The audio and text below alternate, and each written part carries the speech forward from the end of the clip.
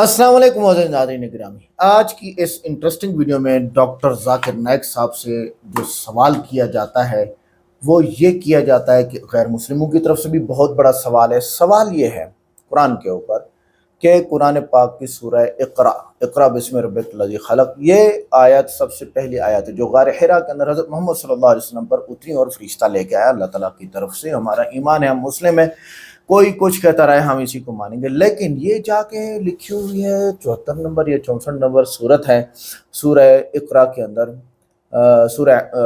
हाँ इस सूरह के अंदर। तो ये सूरत तो वहाँ पर है, शुरू में इसको क्यों नहीं रखा गया और शुरू में सूरह फातिहा क्यों है, हालांकि उतरने के एतबार से आखिरी है।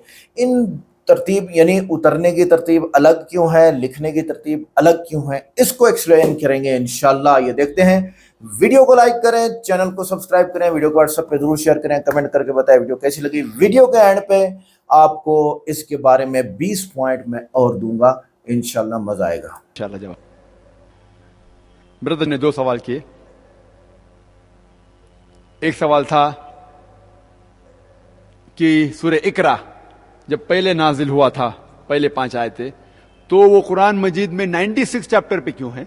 और दूसरा सवाल कि मोहम्मद सल्लल्लाहु अलैहि वसल्लम का जिक्र क्या बाइबल में है, तोरा में है, हिंदू मज़ाहिब की किताब में है क्या नहीं। सवाल नंबर 1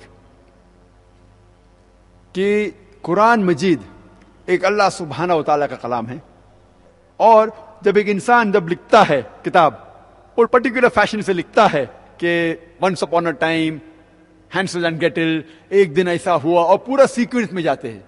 कुरान मजीद इंसान की किताब नहीं है, वो अल्लाह सुब्हाना व तआला का कलाम है। इसीलिए जब अल्लाह सुब्हाना व तआला अपना कलाम पेश करते हैं तो आप देखेंगे वो सीक्वेंस नहीं है। आप बाइबल पढ़िए, रामायण पढ़िए, महाभारत में सीक्वेंस है, पहले ये होता है, ये पैदा होता है, फिर वो मरता है, फिर दूसरा, पूरा सीक्वेंस है। कुरान ऐसा नहीं। कुरान का जिक्र आदम अलैहिस्सलाम का सूरह बकरा में भी है, सूरह आराफ में भी है, लाइन से नहीं है, क्योंकि हमारा दिमाग इधर उधर भागते रहता है। तो अल्हम्दुलिल्लाह ये अल्लाह का कलाम है, एक मौजिज़ा है। और कुरान एक साथ में लिखी नहीं गई किताब है। कुरान लगभग 23 साल में नाजिल हुई, और कई बार जब कई कुफ्फार या मुशरिक लोग ने मोहम्मद सल्लल्लाहु अलैहि वसल्लम से सवाल किया तो अल्लाह ताला से वही आई और जवाब आया। तो मौके का लिहाज रखते हुए आयत एक के बाद एक 23 साल में नाजिल हुई। लेकिन अभी हमें अगर पढ़ना चाहिए तो अभी किस ऑर्डर से सबसे ज्यादा फायदा होगा पढ़ने से, वो ऑर्डर में अल्लाह सुब्हाना व तआला ने जिब्रील के जरिए मोहम्मद सल्लल्लाहु अलैहि वसल्लम को दिखाया। और आज जो मौजूद है सूरह फातिहा पहले है, फिर सूरह बकरा। तो जो ऑर्डर आज फायदेमंद होगा उस ऑर्डर से आज मौजूद है। उस वक्त जो सवाल था उस मौके के लिहाज से नाजिल किया गया था। उस वक्त पहली आयत जो नाजिल हुई थी, मोहम्मद सल्लल्लाहु अलैहि वसल्लम गारे हिरा में जाते थे इबादत करने के अल्लाह ताला की, उस वक्त जिब्रील अलैहिस्सलाम वो आते हैं और कहते हैं इकरा, पढ़ो। तो हमारे नबी फरमाते मां ना बेकारी, मुझे पढ़ना नहीं आता है। फिर से जिब्रील अलैहिस्सलाम कहते हैं पढ़ो। मोहम्मद सल्लम कहते हैं मां ना बेकारी, मुझे पढ़ना नहीं आता है। फिर से वो कहते इकरा बिस्मि रब्बिकल्लज़ी खलक़ खलक़ल इंसाना मिन अलक़, पढ़ो अल्लाह के नाम से जिन्हें पैदा किया इंसान को अलका से। मोहम्मद सल्लल्लाहु अलैहि वसल्लम समझ जाते कि वो कह रहे कि मुझे दोहराना चाहिए। तो जो मौके के लिहाज से जो पहली आयत थी वो है। आज सूरह फातिहा सबसे आगे है। सूरह फातिहा हम हर सलाह में पढ़ते हैं, नमाज में पढ़ते हैं, और अल्लाह ताला की पहले चंद आयतों में तारीफ करते हैं। वो रहमान है, वो रहीम है, वो मालिक है आखिरत के दिन का। फिर हम कहते इहदिनस सिरातल मुस्तकीम, हमें सीधा रास्ता दिखा। और फिर सारे कुरान मजीद की बाकी जितनी आयतें हैं वो अल्लाह ताला में सीधे राह दिखा रहा है। मौके का लिहाज रखते हुए आयत नाजिल हुई। आज जो बेहतर है उस लिहाज से है, बाकी दिगर मज़ाहिब किताब जैसे नहीं जो आदमी लोग ने लिखी है। दूसरा सवाल कि मोहम्मद सल्लल्लाहु अलैहि वसल्लम का जिक्र दिगर मज़ाहिब की किताबों में है, बाइबल में है क्या, तोरा में है, हिंदू किताबों में है। और जैसे मैंने जिक्र किया मेरे तकरीर में, मैंने एक तकरीर की है मोहम्मद सल्लल्लाहु अलैहि वसल्लम दिगर मज़ाहिबों में, मोहम्मद सल्लल्लाहु अलैहि वसल्लम in the various world religious scriptures, दिगर मज़ाहब की किताबों में। मोहम्मद सल्लल्लाहु अलैहि वसल्लम का जिक्र ओल्ड टेस्टामेंट में भी है. मैं सिर्फ हवाले दूंगा, डिटेल्स आप कैसेट में सुन सकते हैं. Book of Deuteronomy chapter number 18 verse number 18 मोहम्मद सल्लल्लाहु अलैहि वसल्लम का जिक्र है. बुक ऑफ आइजाया में चैप्टर नंबर 29 वर्स नंबर 12 में जिक्र है. Song of Solomon chapter number 5 verse number 16 उनका जिक्र नाम से है, मोहम्मदिम. आप ओल्ड टेस्टामेंट पढ़ेंगे, Gospel of John chapter number 14 verse number 16 में जिक्र है. Gospel of John chapter number 15 verse number 26 में जिक्र है. Gospel of John chapter number 16 verse number 7 में जिक्र है मोहम्मद सल्लल्लाहु अलैहि वसल्लम का. Gospel of John chapter number 16 verse number 12 to 14 में कई बाइबल के आयतों में मोहम्मद सल्लल्लाहु अलैहि वसल्लम का जिक्र है. मोहम्मद सल्लल्लाहु अलैहि वसल्लम का जिक्र हिंदू मज़हब की किताबों में भी है. उनका जिक्र है भविष्य पुराना में, पर्व 3 खंड 3, पर्व 3 खंड 3 अध्याय 3 श्लोकास 5 से 10. उनका जिक्र है भविष्य पुराना में, पर्व 3 खंड 3 अध्याय 3 श्लोक 10 से लेके 27 तक. उनका जिक्र है सामवेदा में भी, सामवेदा वेदास है उनकी किताब, सामवेदा में भी है. Book number 2 hymn number 8 verse number 6.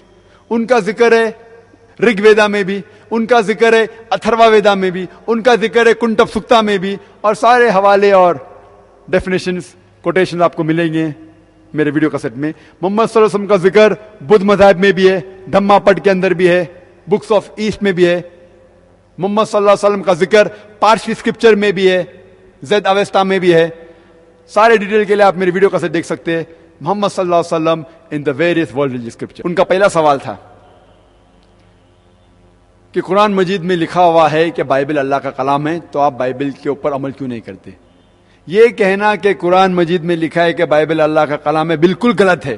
कहीं भी कुरान में नहीं लिखा है कि बाइबल अल्लाह का कलाम है. कुरान में यह लिखा हुआ है कि इंजील अल्लाह का कलाम है, बाइबल नहीं.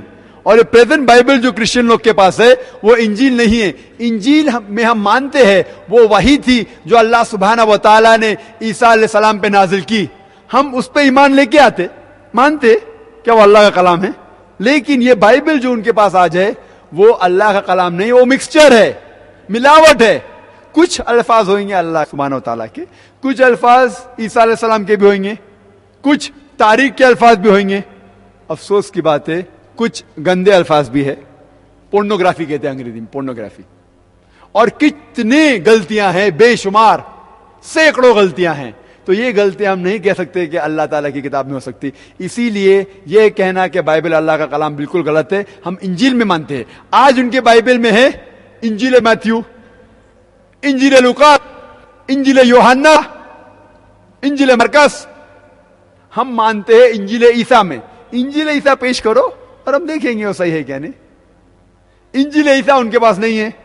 Gospel according to Matthew, Gospel according to Mark, Gospel according to Luke, Gospel according to John. What we want is Gospel of Jesus peace be upon him. दूसरा सवाल, मोहम्मद सल्लल्लाहु अलैहि वसल्लम का नाम कुरान मजीद में 5 बार आता है. ईसा अलैहिस्सलाम का जिक्र नाम से 25 बार. तो कौन बड़ा? इसका जवाब यह है कि जब भी किसी के बारे में गुफ्तगू होती है, वो शख्स अगर मौजूद है तो मुझे उसे नाम लेने की जरूरत नहीं है.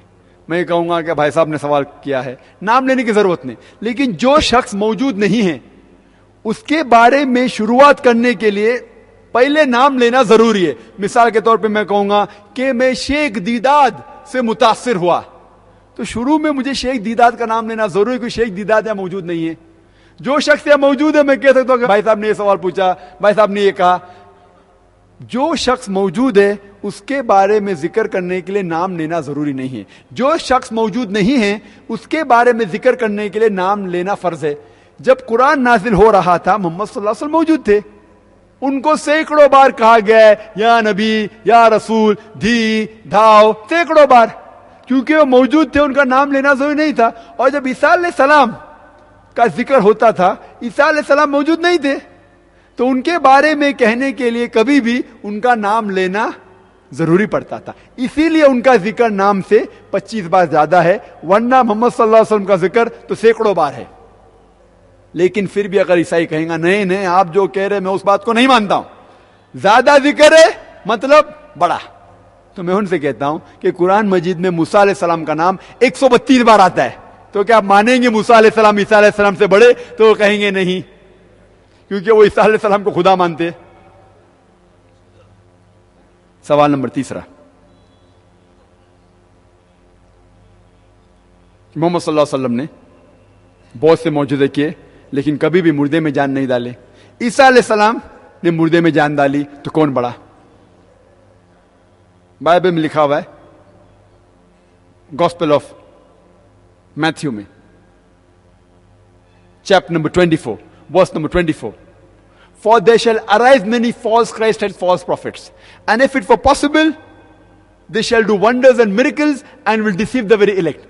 بائبل میں لکھا ہے کہ کئی بہت سے سینکڑوں غلط فریبی عیسائی آئیں گے اور لوگوں کو دھوکہ دیں گے, بہت سے نشانیاں معجزہ کریں گے اور لوگوں کو بہکائیں گے. تو بائبل میں لکھا ہوا ہے کہ بہت سے لوگ معجزات کر کے لوگوں کو بہکائیں گے. مطلب معجزہ از ناٹ دا ٹیسٹ, معجزہ نشانی نہیں کہ کون بڑا کون نہیں بڑا.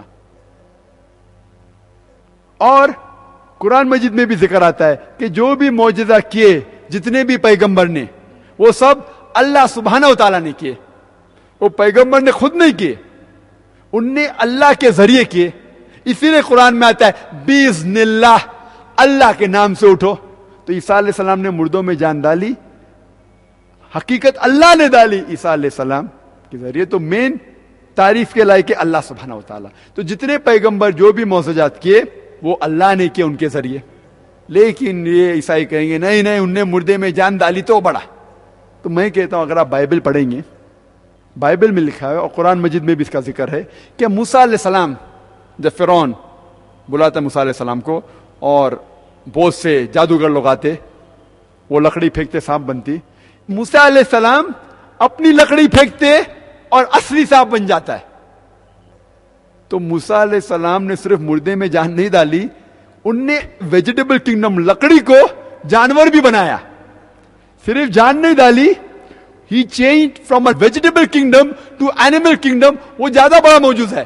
صرف مردے میں جان نہیں ڈالی, مردے میں جان ڈالنے کے علاوہ لکڑی مطلب جھاڑ کو جانور بنایا, سانپ بنایا, وہ اور بڑا موجود ہے. تو کیا آپ مانیں گے موسیٰ علیہ السلام عیسیٰ علیہ السلام سے بڑے؟ تو وہ کہیں گے نہیں. اور یہ قرآن میں بھی اس کا ذکر ہے کہ موسیٰ علیہ السلام نے لاٹھی پھینکی اور وہ اسدا بن گیا. چوتھا سوال, کیا عیسیٰ علیہ السلام زندہ ہے؟ محمد صلی اللہ علیہ وسلم مر گئے تو کون بڑا؟ قرآن میں ذکر ہے سورہ نساء سورہ نمبر 4 آیت نمبر 158 میں کہ اللہ سبحانہ و تعالیٰ نے عیسیٰ علیہ السلام کو زندہ اٹھایا. اللہ سبحانہ و تعالیٰ نے عیسیٰ علیہ السلام کو زندہ اٹھایا کیونکہ وہ ایک واحد پیغمبر تھے, واحد نبی تھے اللہ سبحانہ و تعالیٰ کے, جن کے لوگوں نے اکثر لوگوں نے سمجھا کہ ان نے خدا بننے کا دعویٰ کیا. کوئی بھی پیغمبر کے لوگوں نے یہ نہیں سمجھا کہ وہ پیغمبر اپنے آپ کو خدا کہہ رہا ہے. عیسیٰ علیہ السلام ایک واحد اللہ کے نبی تھے جن کے لوگوں نے سمجھا کہ ان نے وحدانیت کی دعوت کی, ان نے کہا کہ میں خدا تھا. تو اسی لیے اللہ سبحانہ و تعالیٰ نے انہیں زندہ اٹھایا تاکہ وہ واپس آئیں گے.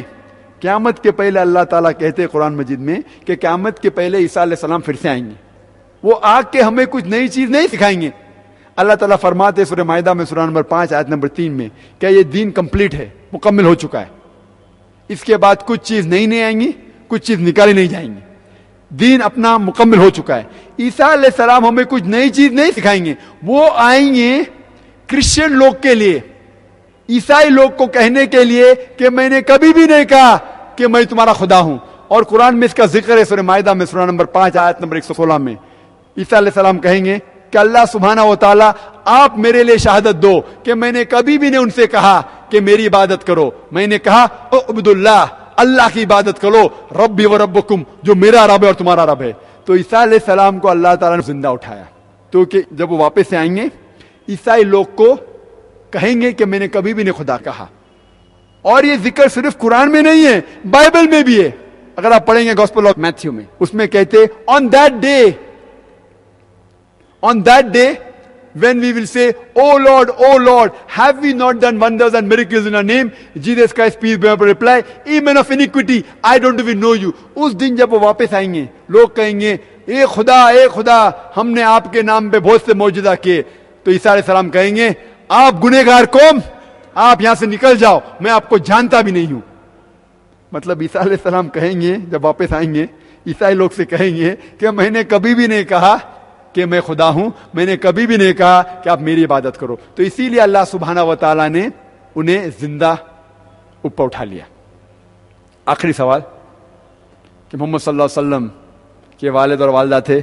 ईसा अलैहिस्सलाम के वालिदा थी लेकिन वालिद नहीं. तो कौन बड़ा? वालिद नहीं थे तो वालिद कौन था? अल्लाह सुब्हाना.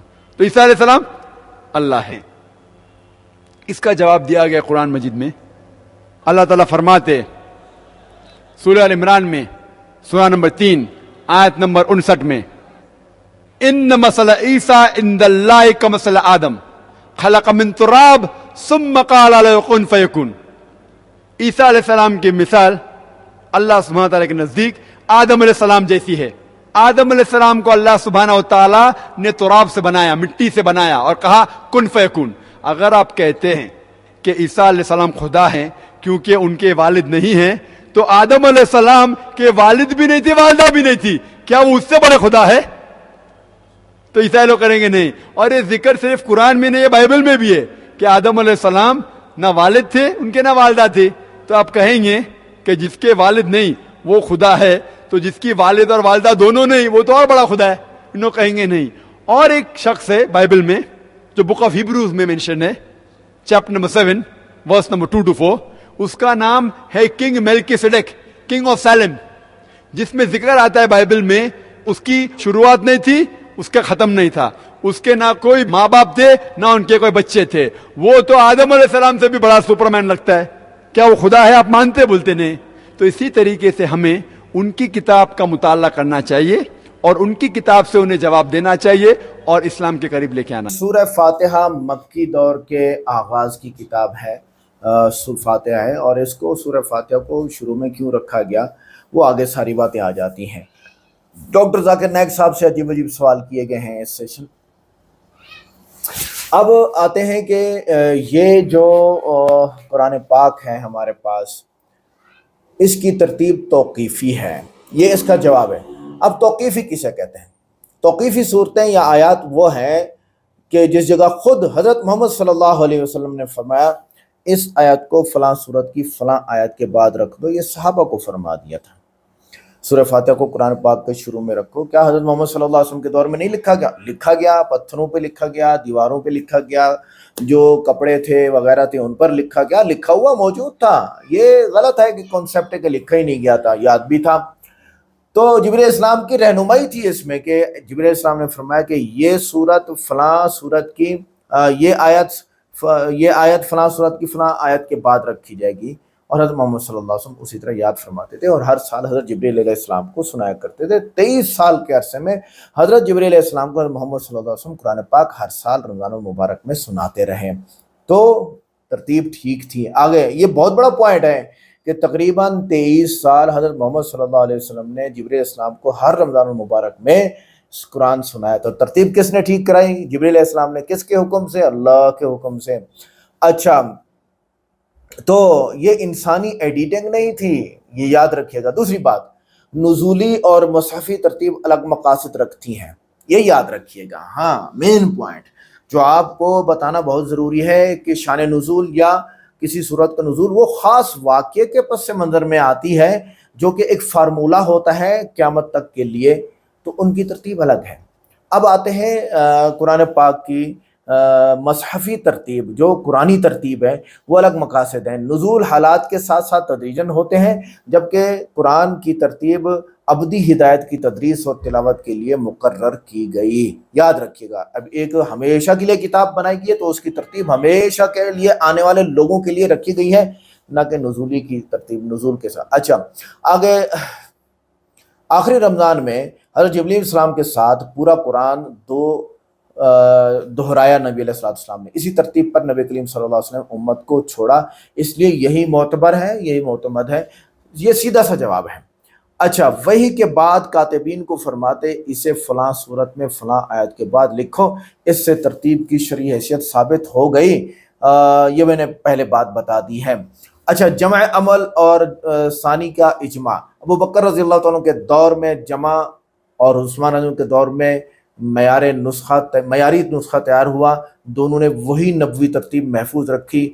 امت کا اس پر اجماع بن گیا. ہم سارے متفق ہیں کہ اس قرآن کو حضرت ابوبکر اور حضرت عمر نے، حضرت عثمان رضی اللہ عنہما نے اسی ترتیب پہ لکھوایا جس ترتیب پہ حضرت محمد صلی اللہ علیہ وسلم چھوڑ کے گئے تھے. اچھا، سورہ فاتحہ کا مقام افتتاحی، یہ ام الکتاب ہے. اب رسول اللہ صلی اللہ علیہ وسلم نے کیا فرمایا؟ یہ ام الکتاب اور نماز کا لازمی حصہ ہے. کتاب کا آغاز اسی جامع دعا سے فطری اور تربیتی ہوتا ہے، کیونکہ تربیت اس میں کیا ہے کہ ہر مسلمان بچہ، چھوٹا بڑا سب کو سورہ فاتحہ یاد ہے، کیونکہ وہ قرآن پاک کے شروع میں لکھی ہوئی ہے اور ہمیں ہر نماز میں پڑھنی ہوتی ہے، ہر رکعت کے اندر. اچھا، آگے حدیث قدسی ہے. قسمت الصلاۃ، نبی علیہ السلام اللہ تعالیٰ نے فرمایا میں نے نماز کو تقسیم کرا. اللہ نے فاتحہ کو بندہ اور رب کے مکالمے کی اساس قرار دیا. اسے مرکزیت کے باعث اسے اگلے صفحے پر رکھا گیا، پہلے صفحے پر. سورہ علق کی حکمت، پہلی وحی اس کی ابتدائی آیات 1 سے 5 ہیں. پوری صورت مختلف مراحل میں اتری، اس لیے پہلے نازل ہونا، پہلے صفحے پر ہونا لازم نہیں ہے. ٹھیک ہے، کیوں سورہ علق جو اتری پہلے 5 آیات اتری، پھر پتہ نہیں کب اگلی آیات اتری، پھر پتہ نہیں کب اگلی آیات اتری، پھر پتہ نہیں کب اگلی آیات اتری، اور حضرت محمد صلی اللہ علیہ وسلم کو فرمایا گیا کہ سورہ علق میں اس آیات کو مبارک کو مختلف شان نزول کے مختلف قصوں کے حساب سے سورہ علق کے اندر مختلف آیات موجود ہیں. لہٰذا لازم نہیں ہے کہ ان آیات کو شروع میں لکھا جائے، یہ تو لازم نہیں آتا ہے. قرآن کتاب ہدایت ہے، ڈائری نہیں ہے. اس کا مقصد تاریخ نویسی نہیں بلکہ رہنمائی ہے. اس لیے ترتیب زمانی کی بجائے ہدایتی اور تعلیمی رکھی گئی ہے. سمجھ میں آئی بات؟ ایک آدمی کتاب لکھتا ہے کہ یہ پڑھائی جائے گی اسکول کے اندر یا مدرسے کے اندر، تو اس کا خاکہ تیار کرتا ہے، اس خاکے کو لکھتا بھی ہے، بعد میں وہ اس کتاب کو ترتیب دیتا ہے، لیکن وہ کتاب ترتیب پڑھانے کے حساب سے دے گا، اس خاکے کے حساب سے نہیں دے گا. آگے یہ نسخہ تکمیل شریعت کی رعایت. اگر ترتیب خالص زمانی ہوتی تو منسوخ اور ناسخ کی قرات میں خلط مبحث پیدا ہوتا. موجودہ ترتیب میں حتمی احکام سامنے رہتے ہیں. دیکھیں، کچھ آیات اتری تھیں، ان آیات کو اللہ تعالیٰ نے منسوخ فرمایا، قرآن سے نکال بھی دی گئیں، ہٹا بھی دی. کچھ اور منسوخ ہیں جو قرآن پاک میں آج تک پڑھی جاتی ہیں. تو وہ ترتیبیں اللہ تعالیٰ کی اپنی ہیں، انسان کی، حضرت محمد صلی اللہ علیہ وسلم کی، جبریل علیہ السلام کی یا کسی اور کی نہیں ہے. موضوع ربط نظم قرآن. ہاں، صورتیں جوڑوں گروہوں میں ہیں، الگ کا محل آخر جز میں ہے. ایسی صورتوں کے ساتھ ہے جو وہی قدر اور انسان کی تعلیم پر مرکوز ہیں، مثلا قدر، بینہ وغیرہ وغیرہ، اور صورتیں بھی. تلاوت اور حفظ کی سہولت، یہ بھی ایک عجیب بات ہے. آخر مصحف میں چھوٹی مکی صورتیں متوالی ہیں، یعنی پے در پے ہیں، ساتھ ساتھ ہیں. اس سے عوام اور اطفال کے لیے حفظ و تلاوت کا آسان بنائی گئی ہے. اب دیکھیں، سب سے بڑی سورت سورہ بقرہ، اس سے چھوٹی سورت سورہ مائدہ، سورہ نساء، سورہ مائدہ، فلاں فلاں. تو یہ ایک ترتیب رکھی گئی ہے. بڑی سورت، پھر اس سے چھوٹی، پھر اس سے چھوٹی، پھر اس سے چھوٹی، پھر اس سے چھوٹی، چھوٹی، سب سے چھوٹی سورہ والناس.